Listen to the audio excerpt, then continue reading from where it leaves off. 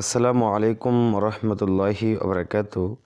আজকে আমরা সূরাতুল বাকারার 12 নম্বর আয়াত সহিহ শুদ্ধভাবে বারণ করে শিখব ইনশাআল্লাহ। তাহলে কথা না বাড়িয়ে চলুন শুরু করা যাক। আর আমার চ্যানেল নতুন না থাকলে অবশ্যই চ্যানেল সাবস্ক্রাইব করবেন এবং লাইক করবেন। আউযু বিল্লাহি মিনাশ শাইতানির রাজীম। বিসমিল্লাহির রহমানির রহিম। বালা মান আসলামা, বা জবর বা, লামিয়া খারা জবর লা, বালা। এটাকে বলা হয় খারা জবর। যদি কোনো হরফের উপরে এরকম খারা জবর থাকে তাহলে সেটাকে আমরা একাল টেনে পড়বো। তাহলে বলবো বালা বালা। মিম নুন জবর মান, ইজহার গুন্না ছাড়া পড়তে হবে। নুন সাকিনের পরে হামজা থাকলে নুন সাকিনকে গুন্না ছাড়া পড়তে হয়। মিম নুন জবর মান, হামজা সিন জবর আস, মান আস। লাম জবর লা, মিম জবর মা, মান আসলামা, মান আসলামা। বালা মান আসলামা, বালা মান আসলামা। ওয়াও জিম জবর ওয়াজে। জিমটা হলো কলকলা হরফ, এই জন্য আমি ধাক্কা দিয়ে পড়বো এখানে। তাহলে আমরা বলবো ওয়াজে ওয়াজে। হা জবর হা, ওয়াজে হা, ওয়াজে হা। হা উল্টা পেশ হু, একালিফ টান। যেখানে এরকম উল্টা পেশ পাবেন সেখানে একালিফ টেনে পড়বেন। তাহলে বলবো ওয়াজে হা হু, ওয়াজে হা হু।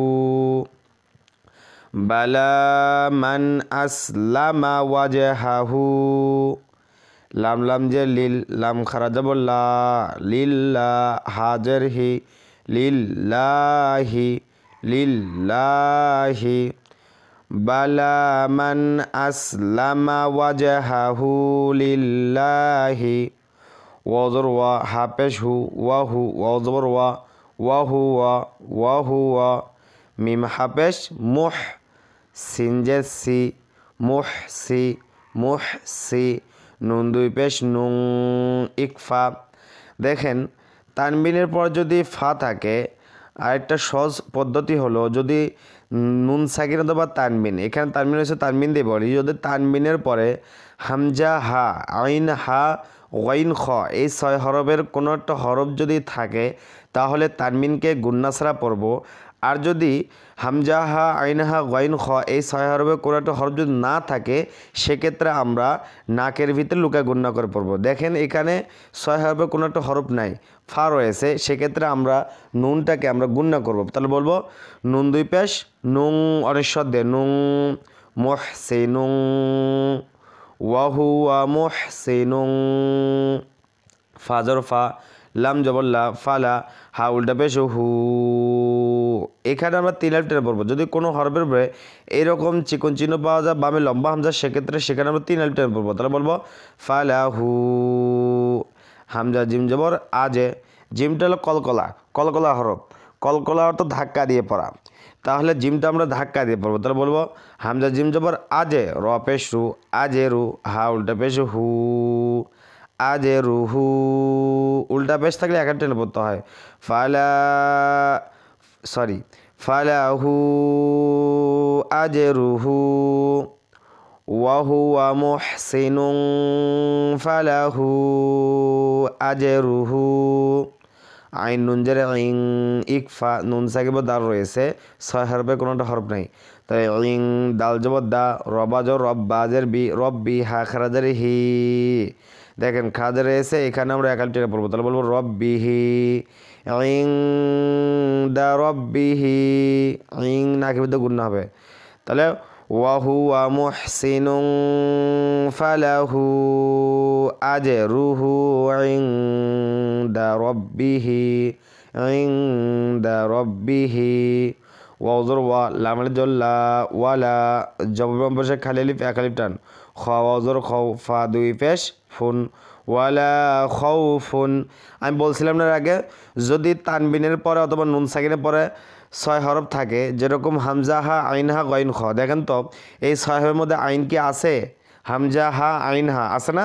থাকার কারণে তানবিনের পরে আইন থাকার কারণে তানবিনটাকে আমরা এখানে গুন্না ছাড়া পড়বো। আর এই তানবিনের পর যদি আইন না থাকে, এই 6 হরফ না থাকে, অন্য হরফ থাকতো, যেরকম দাল, অথবা অন্য হরফ থাকতো সেক্ষেত্রে আমরা কী করতাম নাকের ভিতরে গুণনা করতাম। যেহেতু এখানে তানবিনের পরে শর্ত অনুযায়ী আইন রয়েছে সেক্ষেত্রে তানবিনটাকে আমরা গুণনা ছাড়া পড়বো। তাহলে বলবো ওয়ালা খাউফুন, ওয়ালা খাউফুন, আইন জবর লামিয়া জবর লাই, আলাই হামিম জার হিম, আলাইহিম, ওয়ালা খাউফুন আলাইহিম, ওয়ালা খাউফুন আলাইহিম। ওয়াজর ওয়া লামার জবর লা, একালিফ টান জবর বসে খালি লিফ, ওয়ালা হামিম পেশ হুম, ওয়ালা হুম, ওয়ালা হুম, ইয়াহ জবর ইয়াহ, জা জবর জা, ইয়াহ জা, ওয়ালা হুম ইয়াহ জা, নুন পেশ নু, পেশে বাম্বা জজম লওয়াও, ইয়াহ জানু, নুন জবর না, ইয়াহ জানু না, ইয়াহ জানু না। এখন যদি আমরা অক্ষ করি তার নুনটাকে আমরা 3 লাইন টেনে বলবো। তাহলে বলবো ইয়াহ জানুন, ওয়ালা খাউফুন আলাইহিম, ওয়ালা হুম ইয়াহজানুন, ওয়ালা খাউফুন আলাইহিম, ওয়ালা হুম ইয়াহজানুন।